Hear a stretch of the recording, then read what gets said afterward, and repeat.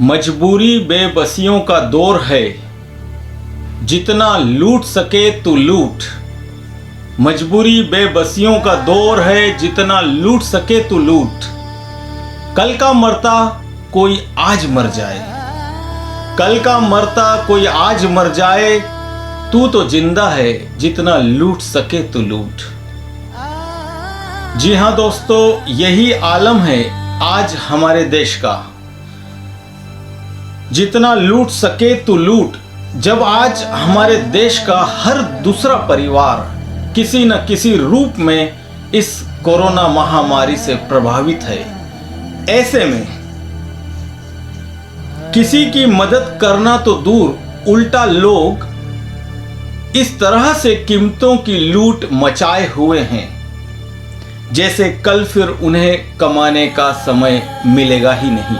और फिर चाहे अस्पताल हो, चाहे दवा कंपनियां, चाहे दवा विक्रेता, चाहे किराना व्यवसायी, चाहे सब्जी फल फ्रूट विक्रेता ही क्यों न हो, सभी जगह लूट मची है।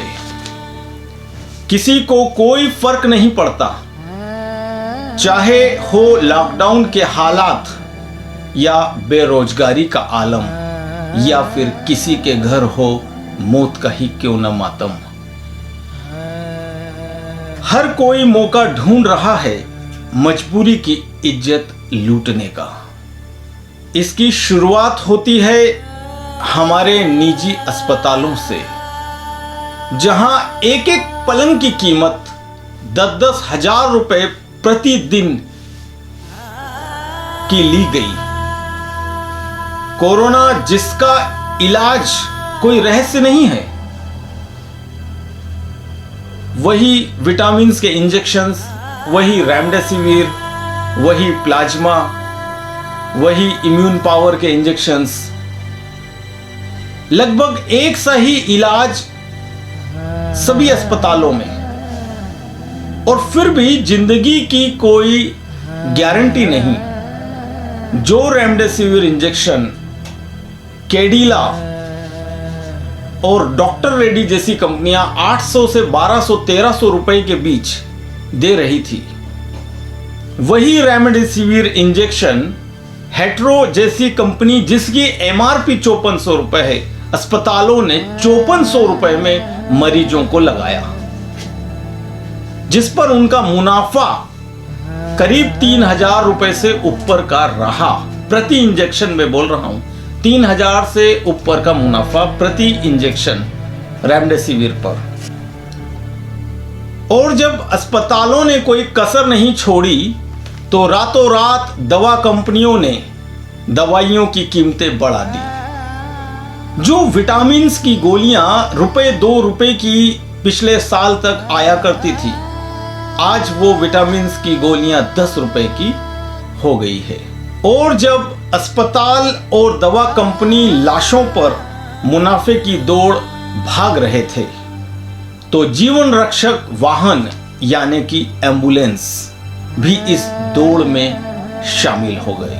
घर से अस्पताल और अस्पताल से शमशान जाने तक का किराया कुछ इस कदर उन्होंने बढ़ाया, जितना हवाई जहाज के प्रथम श्रेणी का भी किराया नहीं होता। 5 से 10 किलोमीटर तक के सफर के 10,000 से 25-30 हजार रुपए तक लिए गए, सोचिए जरा। और ये सिलसिला जब अस्पतालों से शुरू हुआ, तो ये जंगल की आग की तरह फैला, और ये बात आमो खास हो गई कि जिंदगी की तलाश में मौत भटक रही है। जो भी लूट सको लूट लो।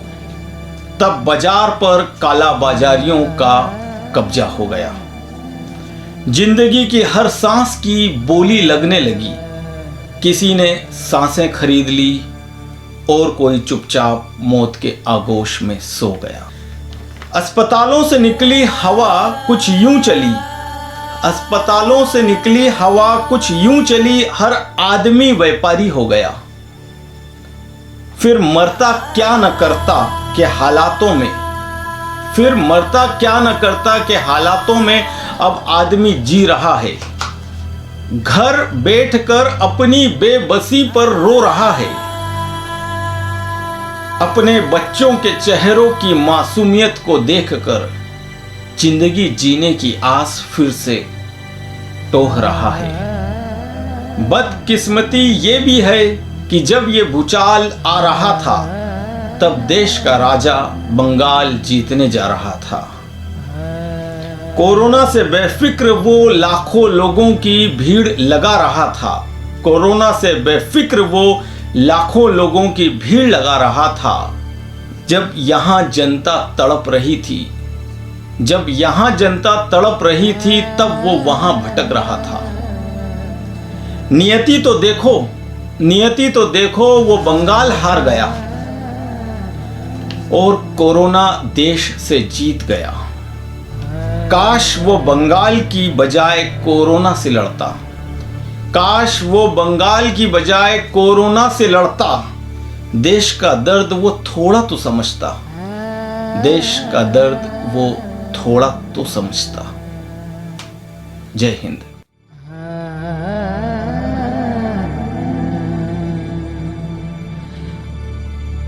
Ah